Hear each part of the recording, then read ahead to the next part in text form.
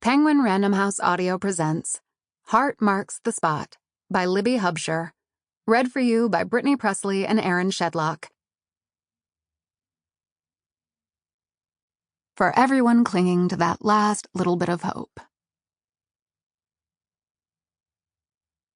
Author's note. Treasure hunting is a bit like reading a book for the first time. It's a leap of faith and a bit of a risk for the potential promise of a great reward. While this adventure is full of romantic fun and ends in a happily ever after, there are some challenges and sensitive matters along the way. This book touches on themes of parental and romantic abandonment, verbal abuse, death of a parent in the past, and alcohol abuse.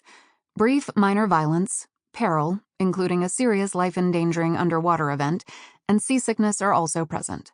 If these topics are sensitive for you, please embark with care. Part 1.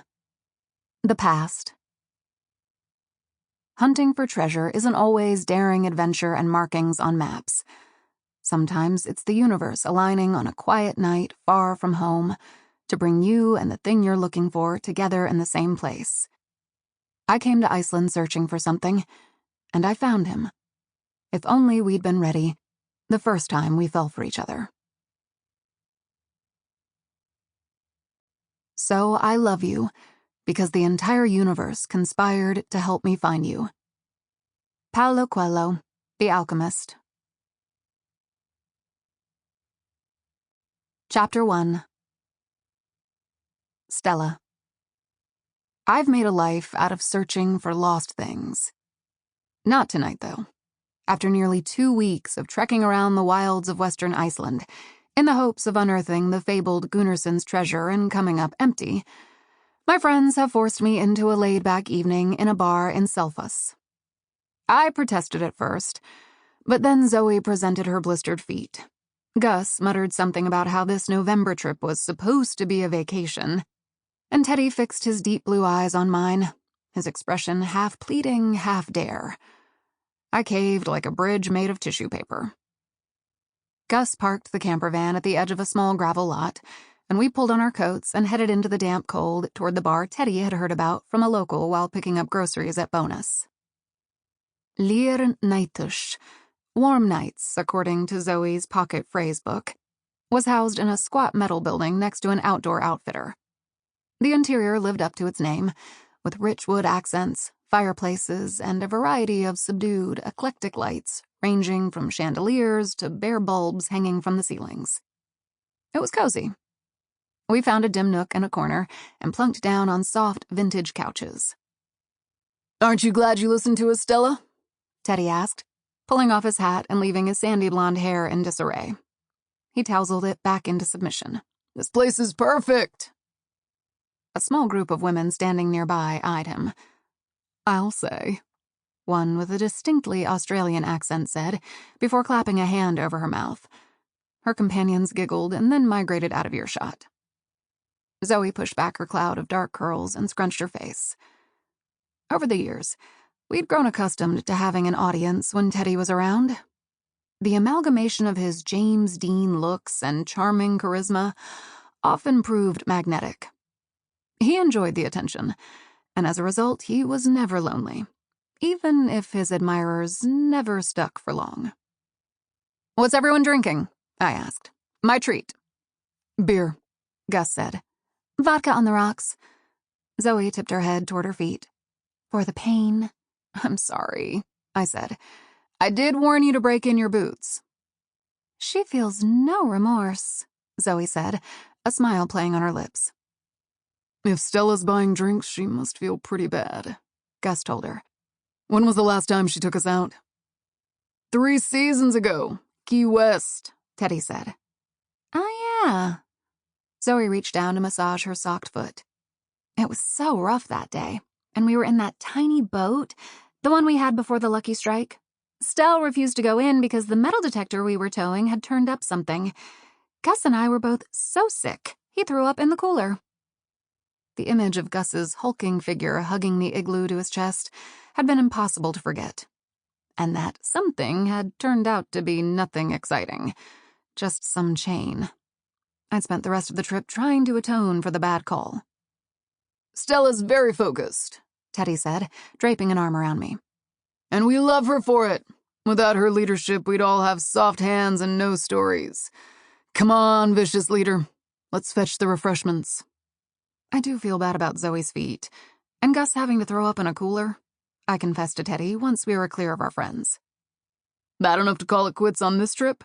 Let's not get ahead of ourselves." "I knew you'd say that. I also knew that the whole vacation thing was complete bullshit, and you'd have us wandering near and far looking for the next clue to the location of the stolen treasure. Hence why I broke in my boots." I glanced over at Teddy, trying to maintain a neutral expression. He raised his eyebrows and stared me down comically. "Admit it. I'm right, aren't I? Gunnarsson's treasure is a clue, just a means to an end.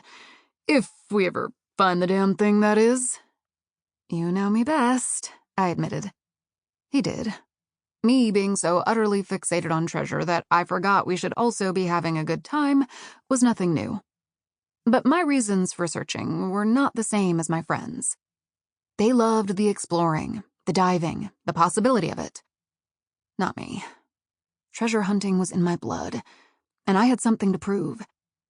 It was serendipity that the four of us had met in the Outer Banks of North Carolina 10 years ago and found a piece of 8 that we were convinced was part of Blackbeard's treasure. After that, they were hooked. Each summer, we'd come together for 1 month, just the four of us, in search of legendary riches based on clues from the past. My past, enjoying each other and the thrill of the hunt until we had to go back to the real world. Teddy still wore that piece of 8 around his neck, matching the one my parents gave me on my 8th birthday, that I'd never taken off.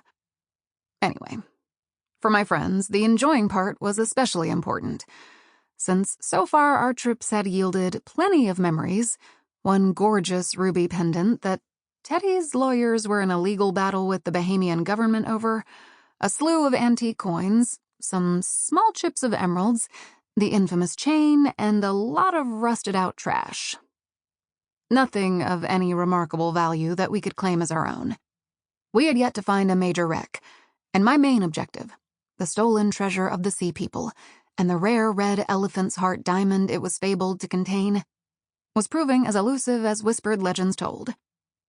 But this trip was different. It wasn't just the change of our usual timing or the location of the search. The aching sensation in my hands that started the moment we'd set foot in Iceland told me we were close to finally finding something big. "How about tomorrow we do something fun and relaxing, and I can make it up to them before they head back to the States," I said. "Maybe we could head north and visit the secret lagoon in Luda." "Sounds great. And then afterward, we can check out whatever bog is nearby and see if Gunnarsson's gold is hidden beneath it. There's probably one on the way to the airport, right? It's adorable that we've been friends as long as we have, and you still think you can fool me." He laughed. "We all know what we're signing up for when we take these trips. I support you, especially since I've invested half my trust fund in you by now. Honestly, at this point, I have no option but to wait around for my payday." I bumped Teddy with my shoulder. "I'm not sure which part of that is more ridiculous.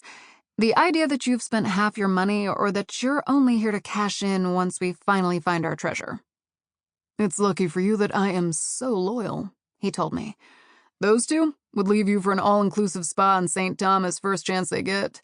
They're nowhere near as hardcore as us." I glanced back to where Zoe and Gus were nestled on a love seat. "I don't know about that," I mumbled.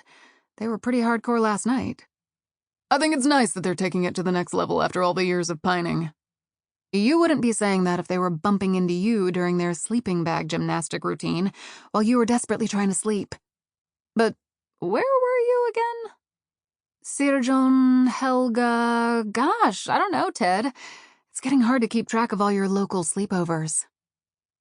I wanted to be happy for my friends, but I did not think their hooking up was nice. I thought it was dangerous.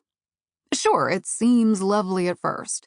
2 old buddies taking it to the next level. But the higher you go, the harder you fall. I knew this well.